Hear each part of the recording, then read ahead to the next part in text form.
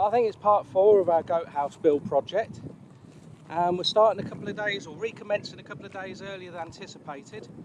The reason being, we thought the roofing sheets weren't going to be coming for another 2 days. The company said that they were going to be closed to the 20th, but we got a phone call yesterday and they said they'd be arriving this morning, and arrive they did. So thankfully we got enough guys to help out. So we got our usual main builder guy, Manure. We've still got Toon's young nephew, Lek, helping out. And then we got a guy called Super Gong. I don't know how super he is, but he's worked for us years ago. And there's another guy up there as well.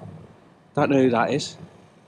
But it seems to be getting on very, very well. I can't get too close. Well, I could do, but you won't hear chuff all apart from the generator.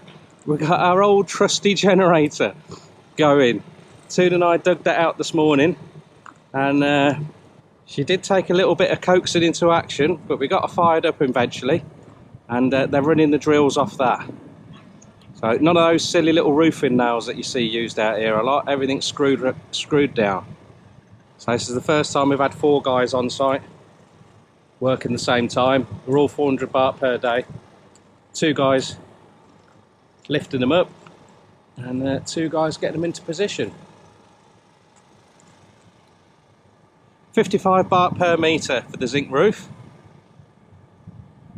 In total, including the centre roof capping or whatever you call it, plus all the screws, it's coming at just over 7,000 baht. So that's not bad at all, is it? Well, I don't think so anyway.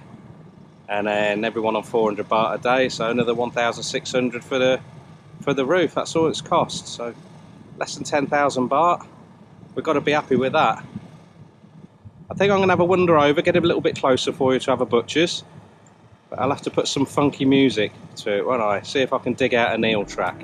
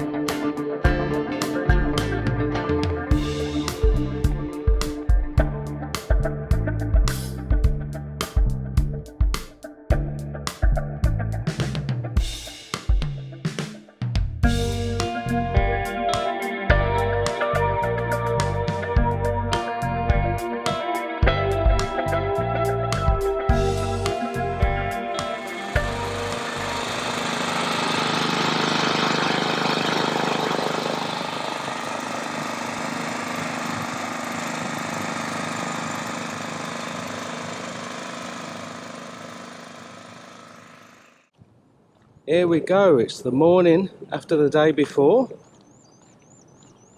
and Toon's just doing a little bit of washing, and she's got the breakfast on the go. I don't know what glorious feast awaits me when I get back, but I just thought I'd grab the camera and show you guys how the fellas got on yesterday popping the roof on. And you can see from here already, it is on.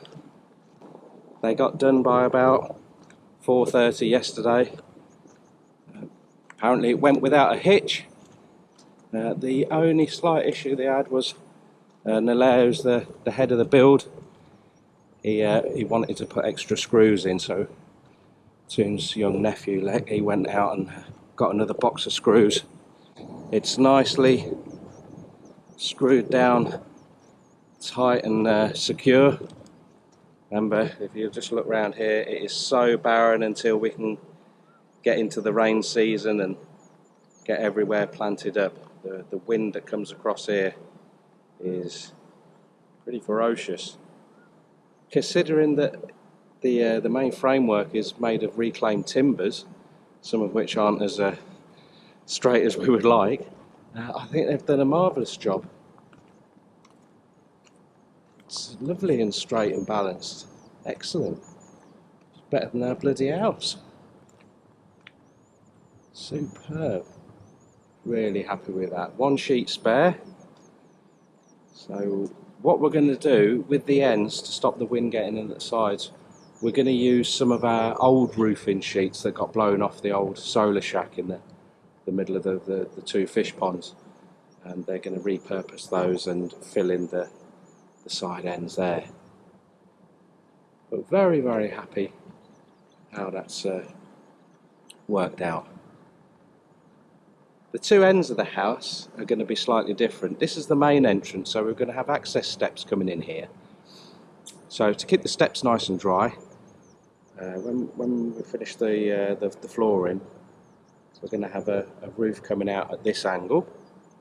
At the far end, we're going to have none of that malarkey, because that's the extension end. As the herd grows and the house needs to be expanded, we're going to add on to this end.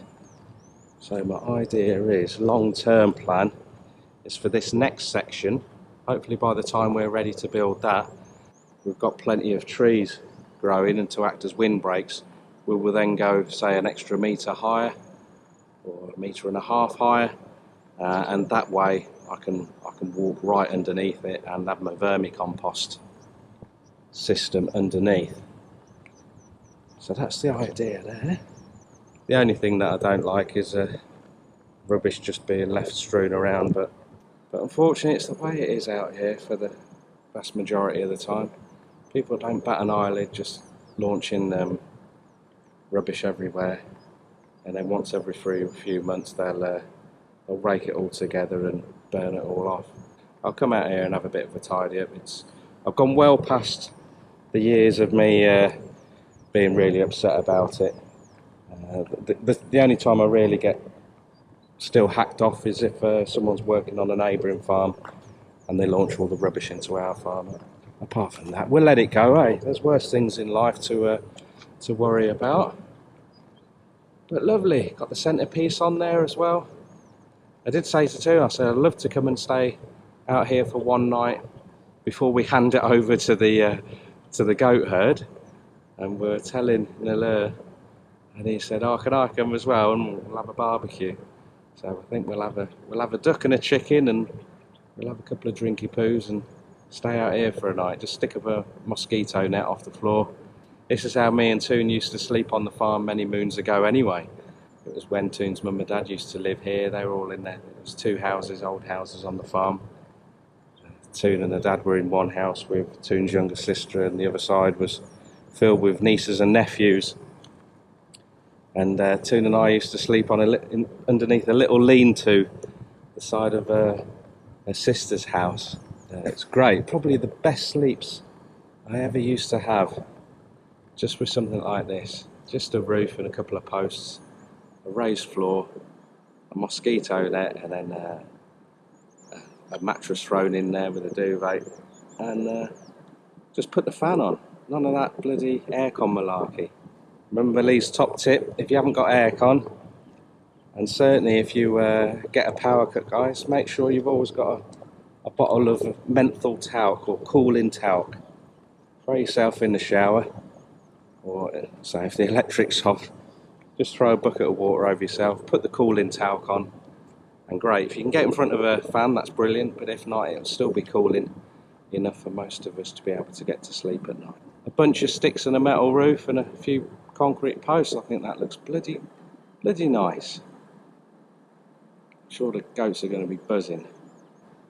Right, it's time to get back. I'm starving. Hopefully the missus has rustled up something to do me proud. A little bit about the water level on the lake.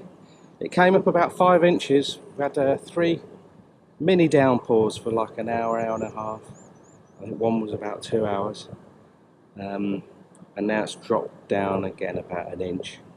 But since we've had the rain, There's gazillions and gazillions of baby fish everywhere. I don't know whether the camera will pick it up, but they're all over the shop. And we've seen a few snakeheads smashing into them. Exciting. This is going to be such a mixed species lake. It's going to be really exciting. Well, I think it is, that sort of fishing. I know Toon's mum's excited because she'll get loads of like silver fish to make a fermented fish or balar with. I'm excited because, well, she might get a bit peed off with me, but I'm going to give her loads of decent sized fish for her to make my my favourite salt sour fish. That is really good eating in my book. Right, I've got to stop talking about food. I'm famished. Hope everyone's fit and well, taking care of themselves and their loved ones.